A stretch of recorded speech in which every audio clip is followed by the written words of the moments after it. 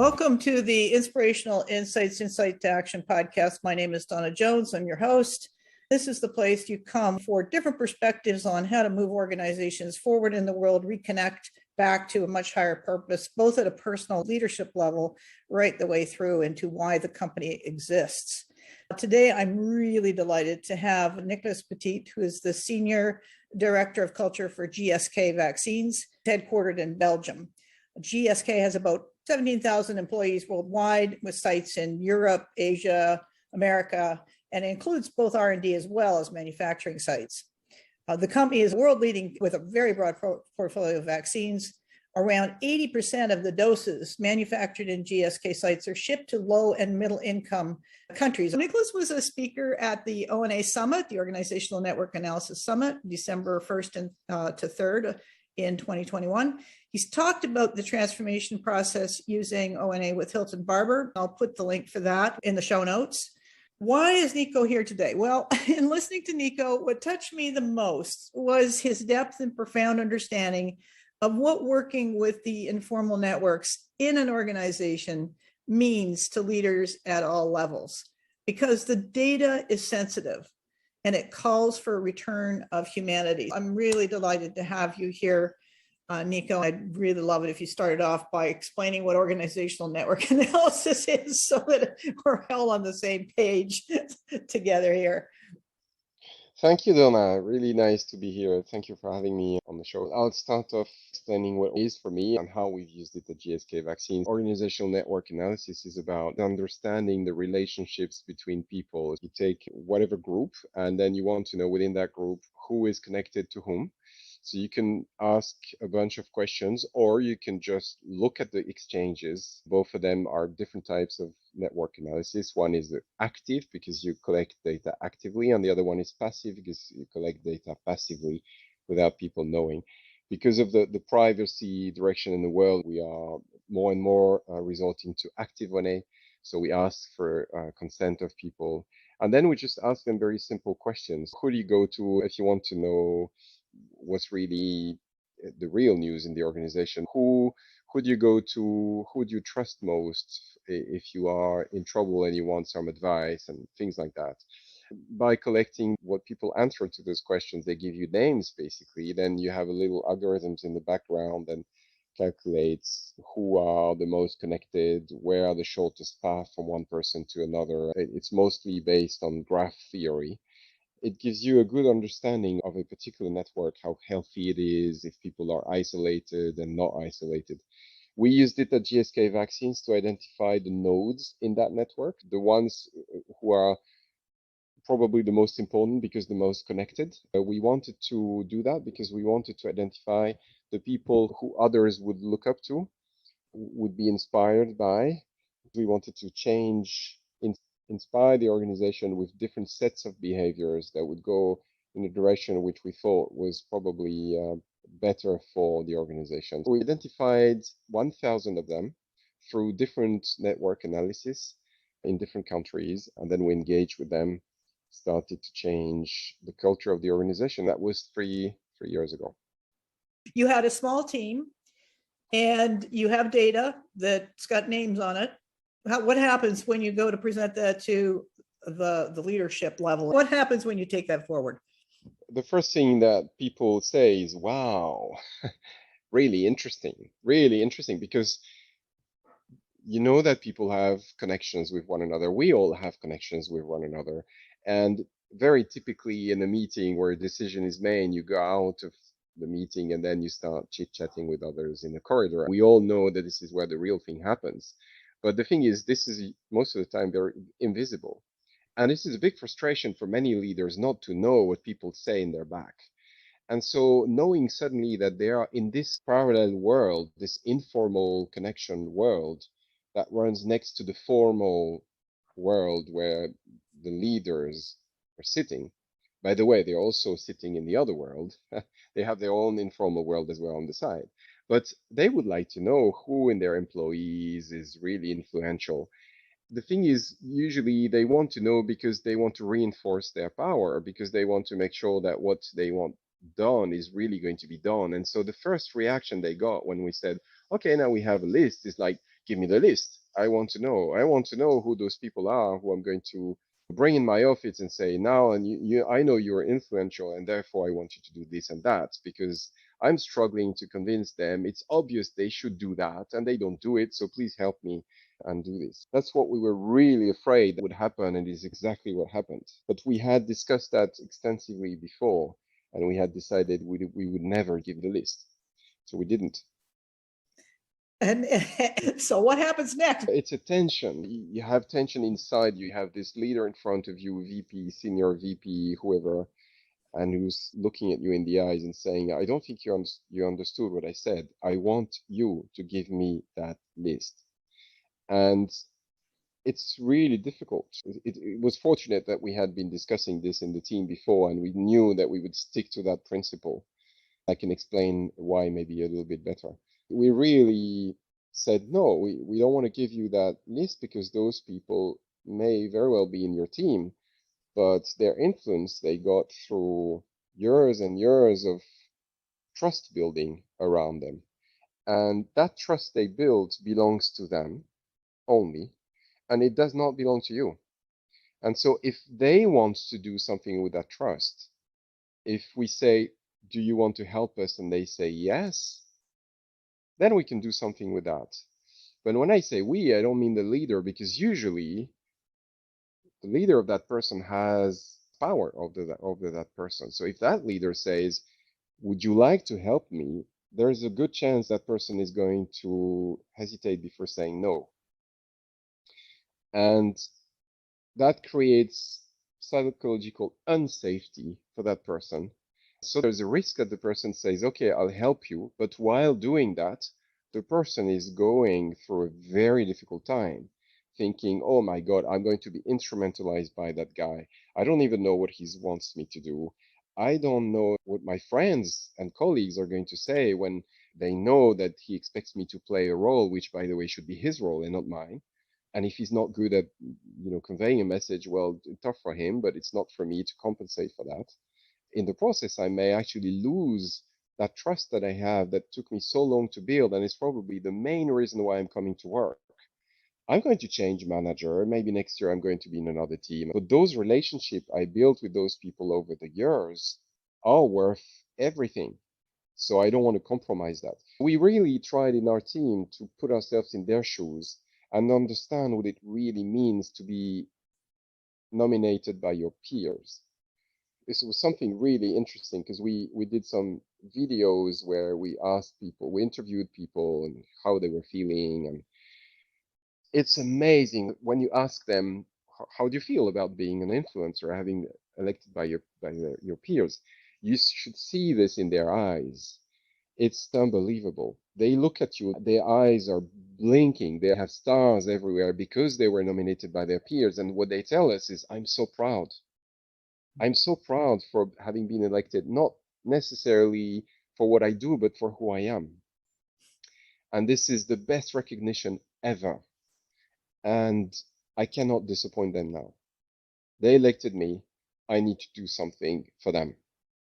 That's the force on which we were able to build, but that force only was there if we were going to respect what the bonds that they have created around them for what it was, and not try to instrumentalize them. So that's why we said no to the leaders by giving the list. But we did have really interesting conversation with leaders saying, well, you want to know the list, but actually you should know the list. If you're well connected to your team, which is your job basically, well, you should know. You should be aware. So either you know already in advance, or you know because people come to you to tell you that they've been elected. If they don't come to you, maybe the trust is not there. And if the trust is not there, maybe you should ask yourself questions. Are you really playing a role as a leader? So that triggered some very interesting conversation, actually quite deep. For some of them, we didn't dare to go there because we felt, no, not a good idea. The person is not ready for what he's going to hear. But with some of them, we had that conversation, and it was actually very, very powerful. Yeah. How did it change you? This is quite an expedition in a way to embark on something like this in an organization of that size. What did you learn from the process yourself? Wow, I think I've learned more in 3 years than I have in 25 years of career before that. Because you enter into a world which is the real life, actually, because you really connect with people for who they are, not for what they do.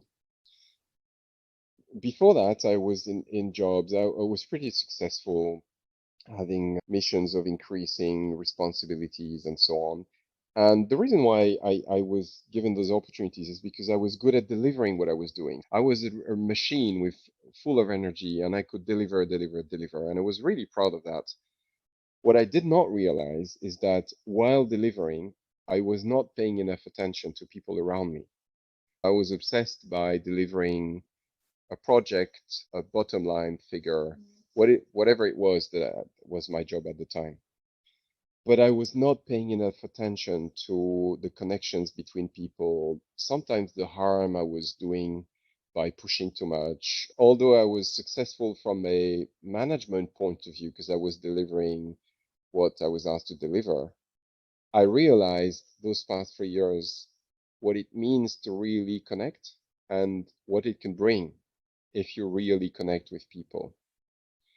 But that has changed me profoundly because I've realized who I am really. I've accepted my weaknesses, which I was trying to conceal before. Oh, I'm good at delivering. Give me that project. Give me this. I will do it for you. And oh, Nicolas, you're great. This is your promotion. Thank you, boss. And then what's next? I'm up for the next challenge and things like that. But the reality is, I was in doubt. I was not sure about what I was doing. I was not particularly proud of several of the things I've done because of the impact it had on others. There was a disconnection between who I am and what I believe in and what I was doing and praised for. There was some disconnect, and can I say the word, maybe shame even sometimes? Now, those past 3 years, I've reconnected with myself thanks to this movement, thanks to the energy that I could see in people being so proud having been nominated by their peers. That means the world to me. It changed me really quite deeply, and I will never be the same again. Yeah.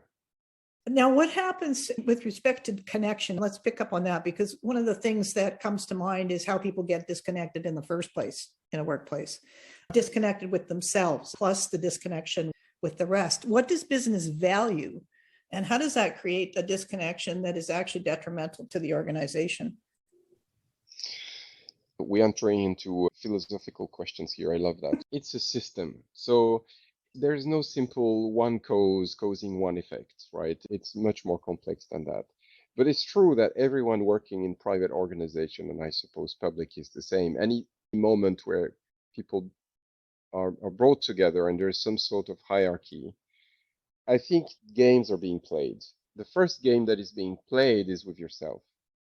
Because not being yourself, it's just a little lie that leads you to another little lie. And then after a while, you're trapped into a set of lies that you're telling yourself about who you really are because you think, for some reason, because of your belief system, you think that if you show weakness, and it's mostly about being afraid of failing or being afraid of being seen as someone who's weak. Whereas in business, you need to be tough. And especially when you're a man, maybe, I don't know, there's a whole set of beliefs like this that gets you trapped and you're in there. And so therefore you don't want to show that you are maybe doing something wrong or that you're struggling somewhere. And that's a shame because from a business perspective, that means that if failing is not an option and you cannot show that you're struggling somewhere, then you're probably going to hide things. And if you're hiding things, potentially those things could be problematic for the business or even maybe dangerous because you're hiding something you're struggling with and that could have an impact on the health or safety of someone. This is a lot of what's happening when we see accidents in the workplace. It's people not saying something they already knew was not good or not that was dangerous or someone hopping on the chair to fix something on the wall and the chair has wheels and then the guy was going to fall. You don't say anything because you're afraid of the reaction. You don't know how others are going to react to that, how that person is going to react. Who are you to tell me this? And so you're afraid of your position in the group and are you going to be accepted? You want desperately to be part of the group. You want desperately to be seen as someone positive, successful, and so on. And because of all those mechanisms, you are not showing up as yourself and you're not being true to your own values. This becomes intolerable if you look at yourself in the mirror and you see all of that. So you're going to tell yourself lies to make it look okay. Oh no, but it's because, it's just temporary. Or, yeah, I know he was hopping on that chair, but we've done this 100 times and we never had an accident. You know very well that it's not true, that you should not let this happen. And so you tell yourself stories and lies that help you to move ahead. And progressively, you get emotionally disconnected. You may get emotionally apathetic to your environment because it's the only way to survive. And so if your boss is saying something that you find shocking or something to someone else around you or maybe to you, you're not going to say anything because you're afraid of the impact on you, but you're ashamed of that. And so therefore you build a whole set of stories to be able to survive. And the only way to survive is to get emotionally detached or not committed. Because you're not committed, you don't give all you could give if you were really engaged. And you have this army of consultants and this multi-billion industry of employee engagement surveys and work on your people who are not engaged. Okay, yeah, but you need to ask yourself the right questions and put yourself in the shoes of those people and what they go through emotionally to really reconnect them with who they really are and create that environment where it's possible. It has a lot to do with leadership. Yeah, well said. There's a couple layers there. One of them is that the impact of working with networks, the informal networks, is to separate authenticity from pretend perfection, in the sense that pretend perfection, which is a function of mechanical style of management. If we talk about mechanical approaches to management, that disconnection goes with. And the deeper part of it is being real, absolutely real. Yes, in those informal network, there is no lie because it's all built on trust. You can smell it miles away if someone is not being themselves, if they're lying or trying to manipulate you. And if that's the case, you don't connect with those people. So the people who connect in the informal world, the parallel world that runs in the same company as the one we just talked about, where people are ashamed of what they're doing, well, in the informal connection and the connections they have with their colleagues, they cannot do the same. They have to open up. And so in that world, humanity is back.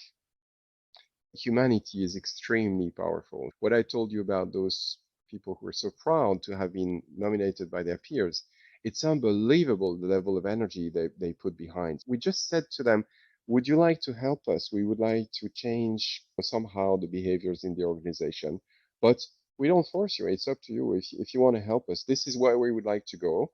Some of the places we wanted to go are illustrated by some of the examples I took here. Having the courage to challenge inappropriate behaviors and asking for feedback or trying to do things in a different way, helping each other, putting yourself in the shoes of other people. All those were behaviors we wanted to see in the organization.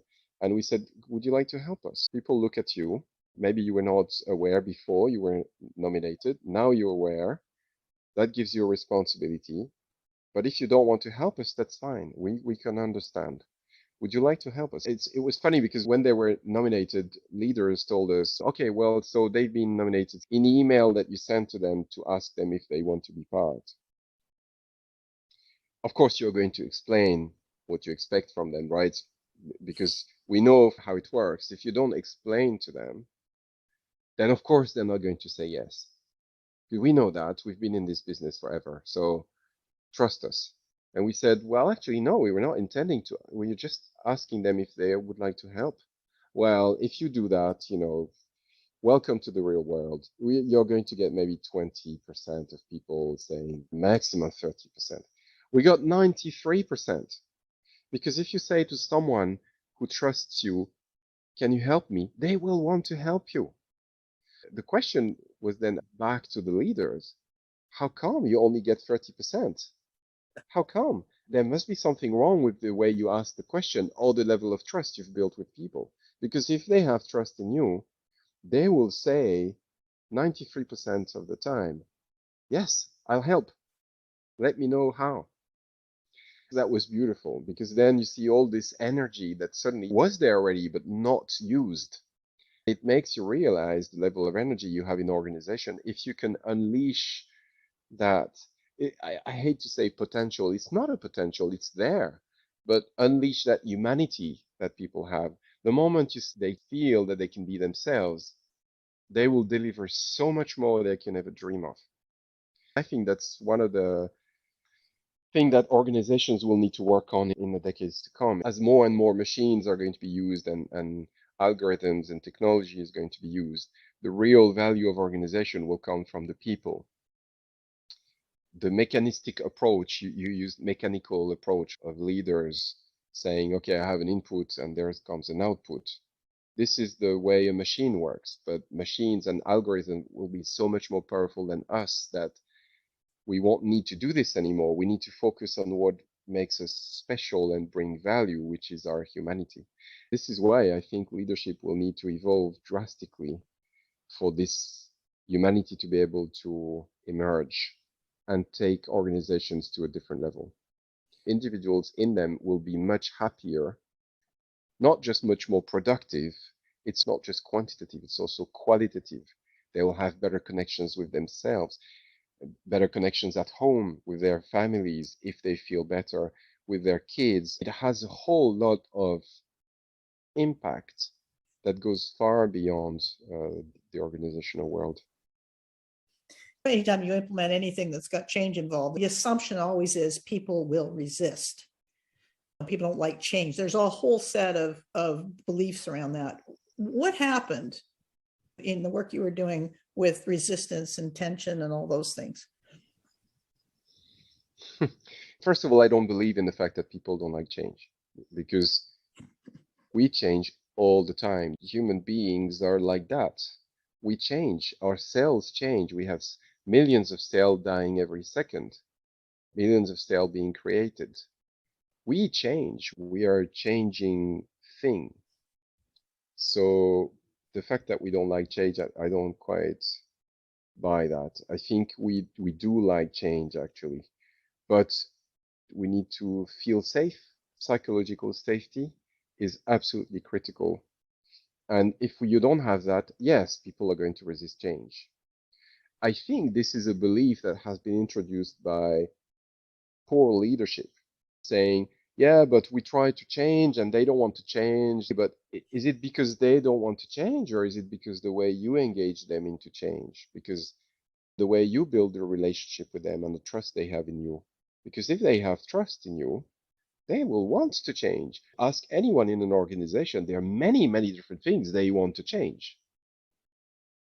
And they don't do it because they're afraid or because they don't feel safe. So they don't act on it. When you say, oh, we're going to change, well, you know what? I've been around for a number of years. Every time a leader says that, it lasts for a year. And then they come with another program and they want to change this. And then 1 year later, they want to change that. And okay, I'll just wait and see. But if you're really serious, and if you really lead by example and you keep your promises, and you build these relationships with people, they will be behind you 150% with your change. I really think this is a misconception.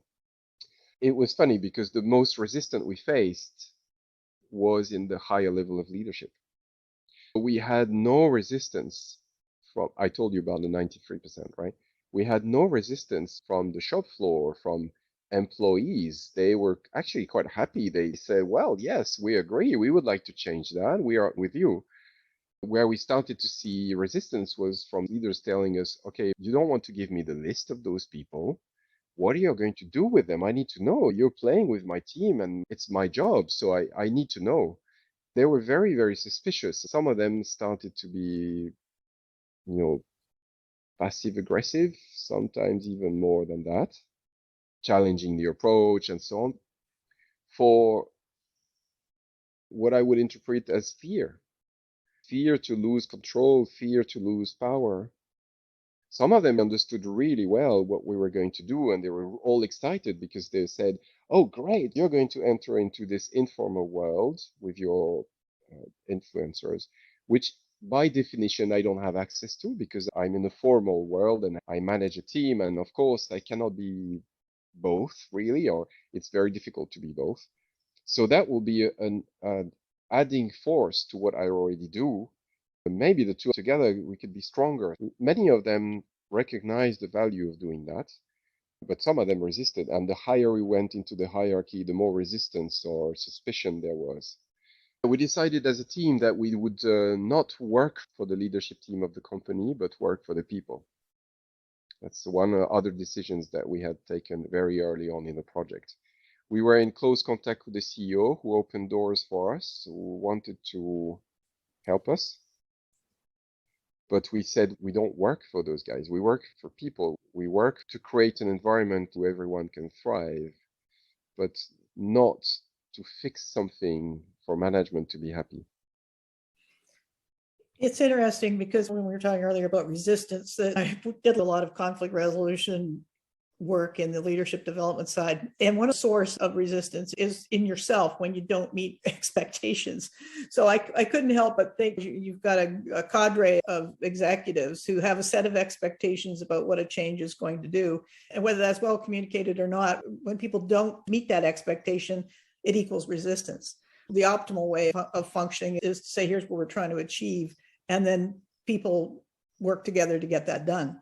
I think that's one distinction in terms of process and oversight for, the old, like a regular way of transforming an organization and working with these beautiful informal networks that bring the energy to it. Yeah. Bring and get energy. I got so much energy just connecting with those people. It was so wonderful. So you go home at night full of energy instead of depleted? Actually, yes, very much, very, very much. I'm much more energized than I've ever been before. I don't know if I work harder. It's a different kind of work. It's a lot of connection with people. It's a lot of listening. There's, of course, orchestration of our movement, and there's an element of strategy and making sure that we understand, we are able to take a helicopter view and look at the movement. We call it a movement rather than change. So look at the movement from a certain distance and try and see whether the movement is still active and what we need to do to accelerate and so on. But most of the time, it's about connecting with people who are struggling with very concrete stuff from daily work, helping them. It's a lot of coaching and accompanying and listening. And just the fact that you listen gives energy back to people and they thank you and you haven't done anything. You just were there listening to them.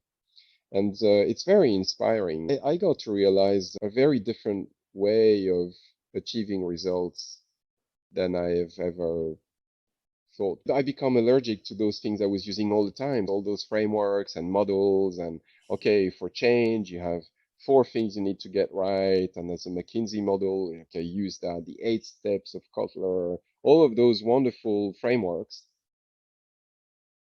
But actually, it goes down to one very simple thing. Are you connected to those people? Because if you are really connected, their energy is going to be huge and you will manage your change in a beautiful way. Yes, you need strategy but it's pretty obvious, right? You need stakeholder behind it, you need a good plan, but that's very obvious things. The real magic happens when you manage to get people on board, and not just political, but really the people who are going to do the work by just sharing your own vulnerabilities, your doubts. By doing this, you create a safe space for them to also share their doubts and understand that you don't expect them to be perfect, that it's okay to fail, that it's okay to try, even if you're not sure, and that you're not going to judge them if they fail, but you're going to be there to listen to their learnings and go to the next step with the learning in the pocket. And You do this 1, 2, 3 times, and then wonderful things happen. You've got a lot of remote offices. Did that play into establishing these connections at all? How does distance or cultural differences, did that play into the capacity of the organization to really energize it? Well, if you've seen data that organizational network analysis can deliver, some of that data was generated during COVID times, before, after, during, and after. And they all show the weak ties, the connections with people you see from time to time and you're loosely connected to, and you meet at the coffee machine from time to time. You like those people, but you don't interact with them very often. They are very important for you to feel good and to innovate, to have new ideas. And those connections were lost during COVID. But the other types of connections with the ones who you work closely with were reinforced. And those people we have identified as influencers in our network are those people who have highest number of connections. They were actually even closer to their core connections. Yes, they lost a few of the loose connections, but they were closer to the core connections. And so actually, I think to that extent, COVID situation helped to reinforce connections between people. It may sound a little bit counterintuitive, but it's because we are desperate at home not to meet anyone. When we meet with someone virtually, like you and I right now, we want to connect. We desperately want to connect. And so we are going to tell each other things that we maybe would never dare to share at the coffee machine at work. Actually, I see what is behind you in your background. Maybe I'm going to hear your dog barking soon. And I'll know more about your life. You'll know more about my life. So it creates an even stronger connection during those times. So both the fact that you're away and you need, and also because you see people in a different environment, create stronger connection. In my case, during COVID, I had to connect with all of those influencers, just like before. And I actually got more of those connections that I had before because they wanted to connect with me too, because they, like me, were alone at home. Not all of them. Some people were on the site. They still were seeking those conversations and those informal chats. It's mostly informal, by the way, because we are leading a project, but they know what they have to do. We know how they can help, and we know what to tell them so that they want to help. It's all quite well understood. The magic comes when you start showing that you don't do this because of your own delivery targets, but you do this because you care, because you sincerely care about those people, because you like them, because you want them to feel great, because you are sincerely sorry that because of COVID, their life is more complicated. That feeling shows, and that is the greatest, I think, motivator ever. The thing is, if you do this because you think you try to manipulate them and you think that if you say this and that, it's going to get them motivated, they will feel it. So it needs to be genuine and comes from the heart.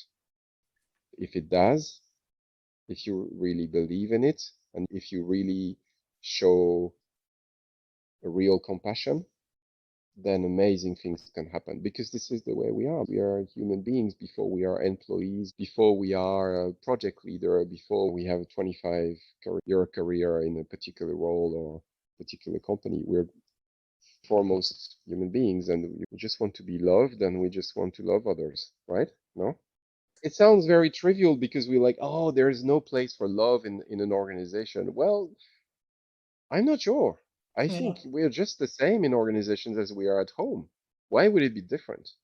I Yeah. think I told you that story. When you're at work, suddenly you put your costume and your mask and you're like, okay, I want objectives and how are we going to deliver this and when are we going to deliver that and what's going wrong and let's have a meeting to solve that. When you're back at home, where are your KPIs? Where are your problem solving meetings and all of that? They're gone. And why? We're just the same people.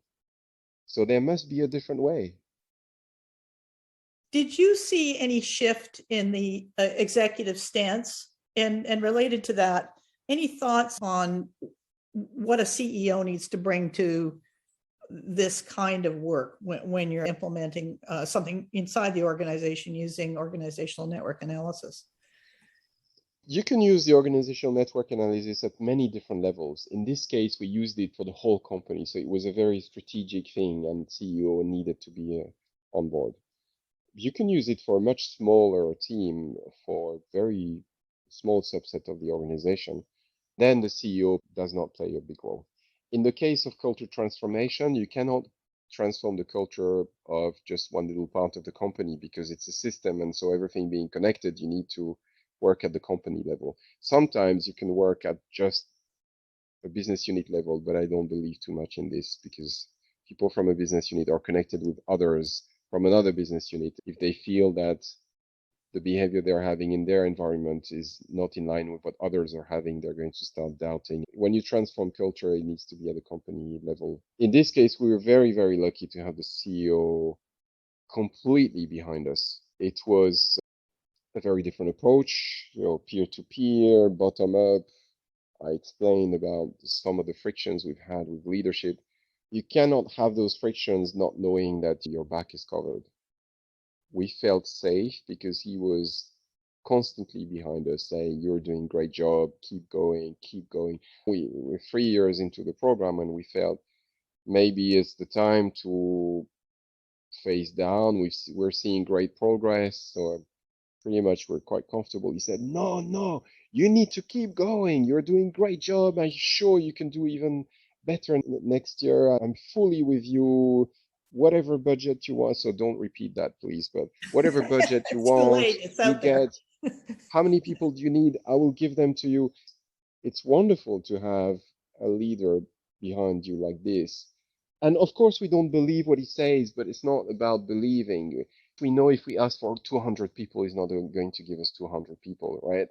But the fact that he says that, we know he trusts us, and therefore we cannot try to fool him by pretend. We are going to be extra careful what we ask because we want to be loyal to him because he's supporting us in such an open way. That's what I would reflect as the importance of, to me, what a leader really is. It was very inspiring. Our CEO is, for me, a real leader. He has a vision, and he was covering us. Whatever happens, he was behind us. I remember a session we had with his boss, the CEO of the whole GSK company. He was the boss of GSK Vaccines. The whole GSK company is 3-4 times the size of vaccines. His boss was there, and we were explaining what we wanted to do. And she was going like the old style leaders. Okay, get to the point. I don't have a lot of time. Okay, tell me. I don't believe in this. Next. How are you going to measure? No, I don't want that. I want you to measure this way. And we were so disappointed by that because we felt we had nailed something and had something really interesting. And she would just not listen. During the meeting, he was blinking at us to keep us in the meeting and active. He was making jokes and looking at us right in the eyes to convey his confidence and so on. And after the meeting, can you stay for a second? Just debriefing quickly. He said, don't listen to your doubts right now. You're doing great things. I'm with you. We are going to do this. Whatever that person has said. That was extraordinary. We were the kings of the world. We just did it. It was so incredible. That energy that he gave us, any leader can give to his people by just caring and being attentive to what they were feeling. Remember, what he told us is not, you did a great job. He said, don't listen to your doubts. So he was reading in our faces that something was going inside us, that we were suddenly not sure anymore. And he just reestablished that. I think this is real leadership. I totally agree. If we look at the qualities that he exhibited in that moment, it's a strong sense of empathy. It's a clear connection to what's going on in the room, in the space. And there's a high value for humanity that he brings to the equation. which Yes, is pretty essential if you're working with networks that are based on trust and human connection. If you don't have that value for humanity, it's not going to work. exactly. Yeah. Exactly. No wonder he was ready to try something like that if he's himself like that. If anyone advised to anyone who would want to do this, it's going to be very difficult to do a similar kind of change based on humanity or trying to bring humanity back in the workplace if your CEO doesn't believe in it. If your CEO is skeptical, cynical, emotionally not committed, like we said earlier, because he spent his whole career there. And in order to get there, he had to compromise on so many things that after a while he becomes like a non-human.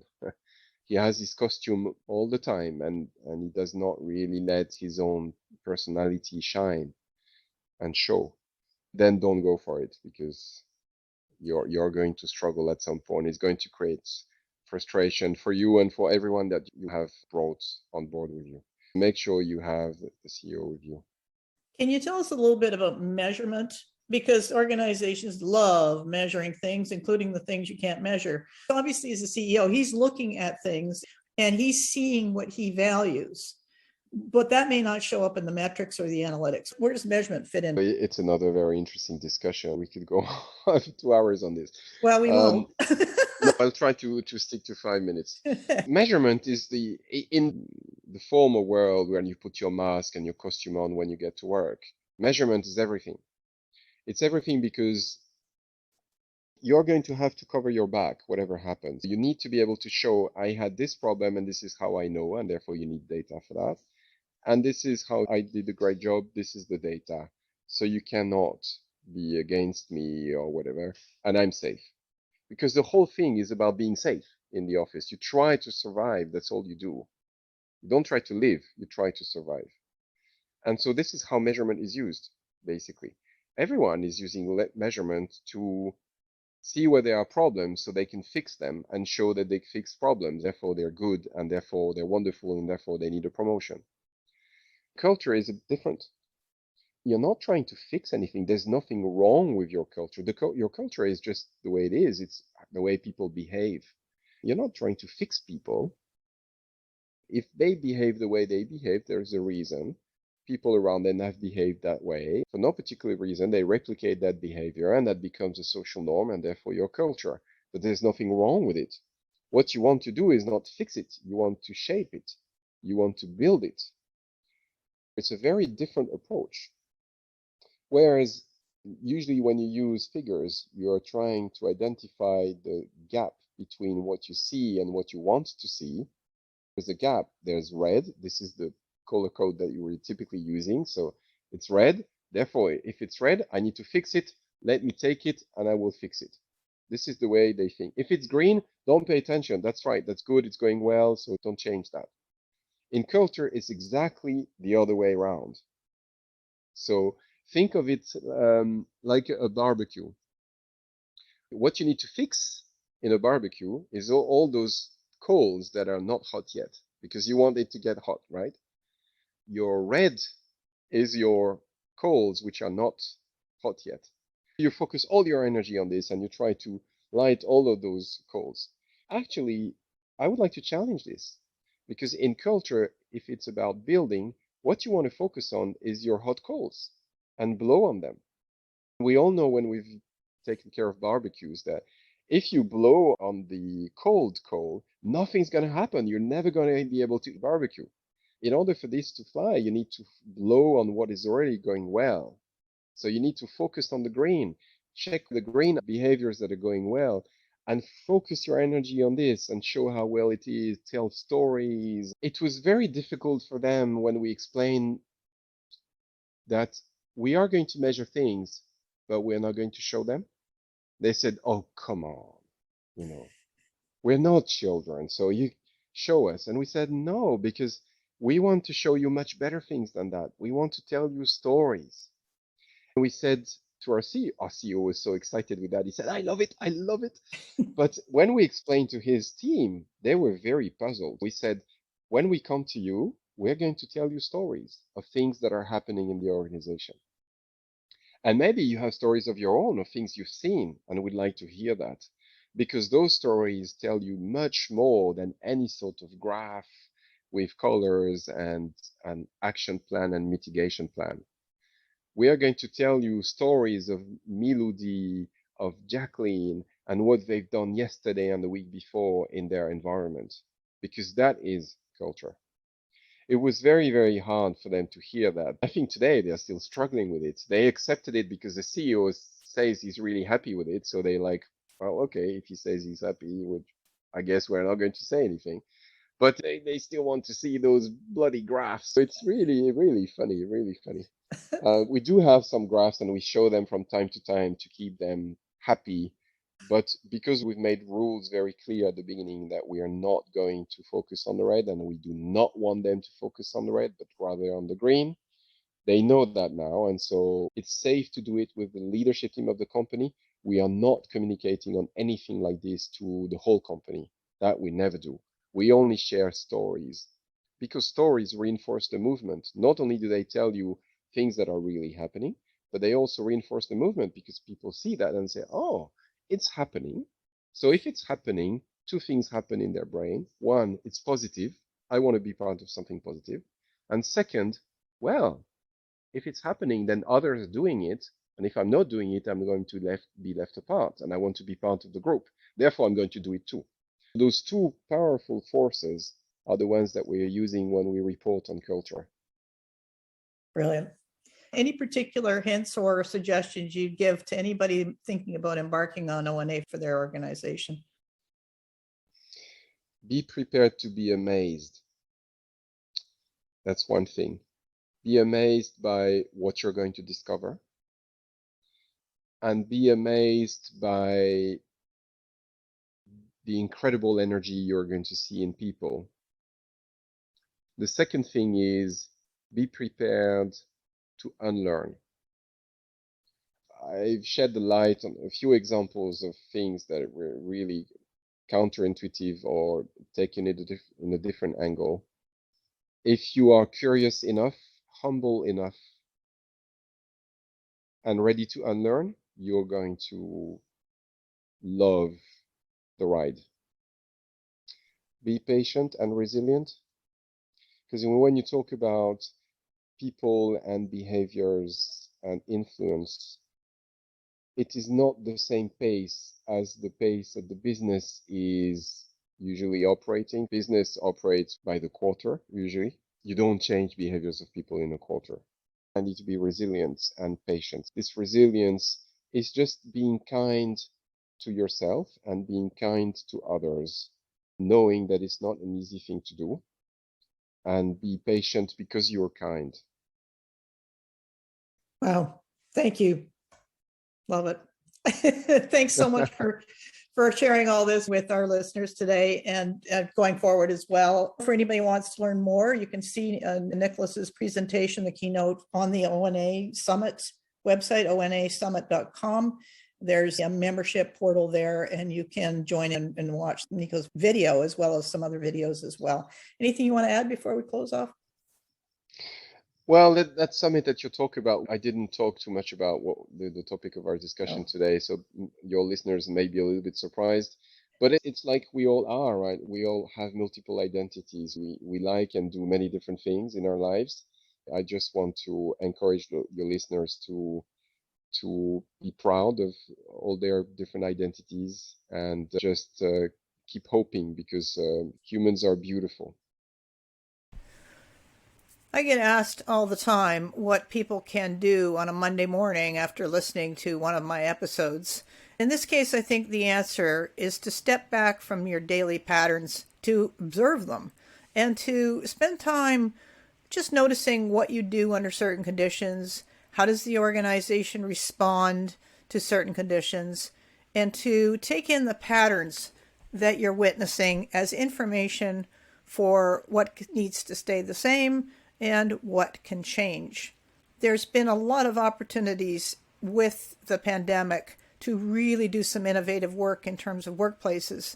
Those have been catalyzed by the fact that people couldn't go into work. So this meant that there was a reconnection to values that had meaning. Many more reconnections and further disconnections took place. This is then opportunity to reconnect at a more deep level.